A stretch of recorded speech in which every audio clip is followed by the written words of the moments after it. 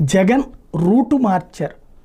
రోజుకి ఒక కీలకమైనటువంటి అంశం మీదన పెద్ద డీటెయిల్డ్గా ట్వీట్ చేయడం అన్నది స్టార్ట్ చేశారు.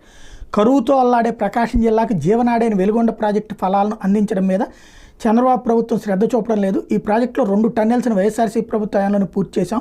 కోవిడ్ మహమ్మారి సహా ఎదురైన ఎన్నో సాంకేతిక అవరోధాలని అధిగమించి జనవరి 2021లో టన్నెల్ 1, జనవరి 2024లో టన్నెల్ 2 నిర్మాణాన్ని విజయవంతంగా పూర్తి చేసి జాతికి అంకితం చేశాం. తద్వారా 2005లో ప్రాజెక్టు నిర్మాణాన్ని ప్రారంభించిన దివంగత మహానేత వైఎస్ఆర్ గారి కళలను సాకారం చేశాం. ఇంకా R&R రిహాబిలిటేషన్ అండ్ రీసెటిల్మెంట్ పూర్తి చేయాల్సిన అవసరం ఉంది. ఈ సీజన్లోనే దానికి కావాల్సిన సుమారు 1200 కోట్లు చెల్లిస్తే ప్రాజెక్టులో వెంటనే నీరు నిల్వ చేయొచ్చు.